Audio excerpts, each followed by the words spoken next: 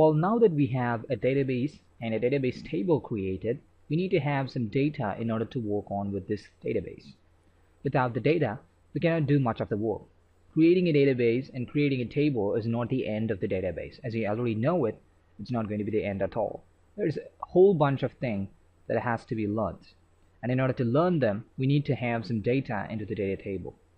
Not just one data or two data, but a database should have at least 100 data in order to have something valuable. But creating such a big thing is not going to be that easy.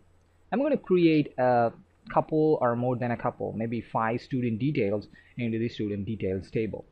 But in order to do that, we have to insert the data into the table. So as I said, we have to insert. The query to insert the data into the database table is insert query. Yes, so let's actually see how it looks. Let me actually come down a little just to make sure is more visible for you all. Insert into. Now we have to type the table name.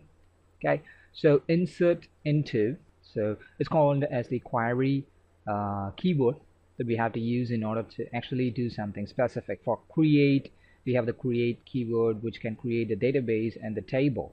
So if it is a database keyword, that's going to create a database.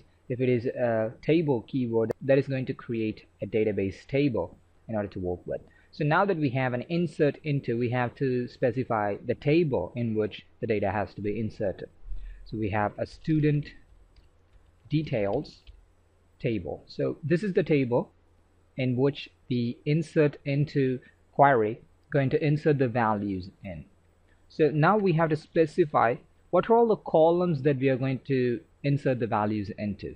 We have to specify for which are all the columns we have data in order to insert it. I'm not going to enter the ID. You can just see over our insert into query, the create table query is there.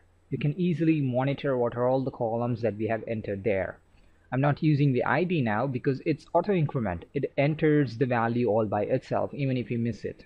Okay, so first name is going to be the first column that I'm going to enter the data for, and then the next one is the last name.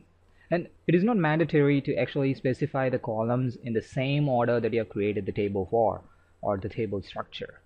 So you can also enter mobile in here and then go to email, and then you can come back to the enroll date.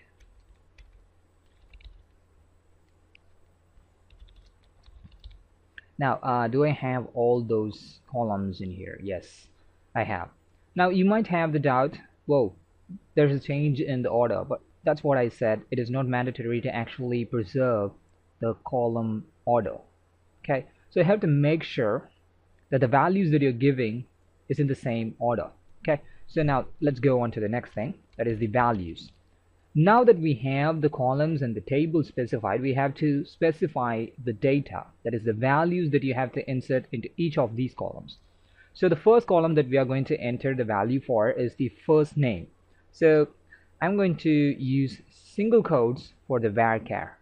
Now you have to understand this.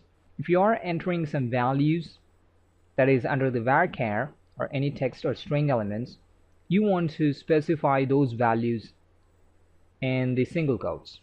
So to be very clear for those who are not getting it, you have to have 2 single quotes surrounding the value that you're giving. So I'm going to give my name as the first name, of course, just to make sure that you can understand. You know my name probably from the code's information. So the last name, and then we're coming back to mobile in here. Mobile is also a varchar. You can see that just about this query, the mobile has been given the varchar with 100 characters or 100 digits. So I'm going to go with some random value in here. I'm not going to give my phone number. So email. Now sorry about that, I typed email. Now you can see that I preserved the order of columns that has been given above. Not in the create table query. I'm not preserving the structure of the table, but I'm just preserving the order in which the columns has been specified in the insert into query. So I have to give my email address, gmail.com, and then finally the enroll date. For enroll date, you don't have to type the date. There is a function that is used in MySQL that can do that for you very clearly. That's called as now. So now is the function that is actually giving out the exact time that this query is running. So when you run this query, that now function will take up the time, okay, the exact time, that particular time, what is the time and the clock it will take up, and then store it in the database table. I want to run it and find it whether it works or not, but we're not going to find it right in this video because it's going a little bit far. I thought of keeping every video something around 6 minutes or 5 minutes, but it's going a bit higher, so I'm going to enter it just to make sure that it's not going to have any kind of errors.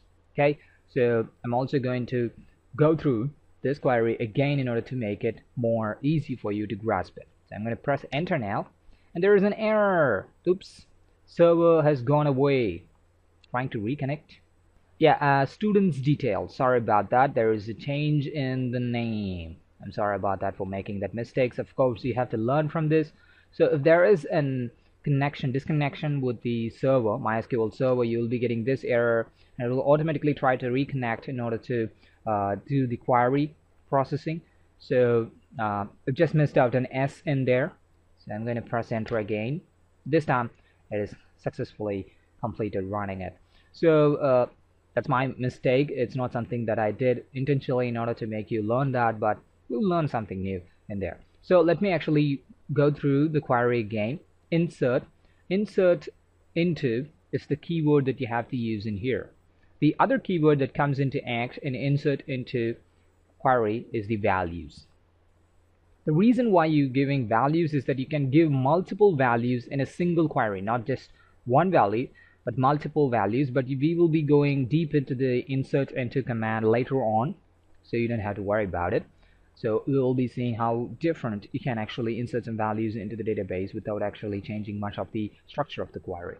So the next thing is, after insert into, the student details, the table name is given. So whatever the table name that you are created, so that's going to be the name that you have to specify in here. So if it's not students details, you've created something else like customer details, or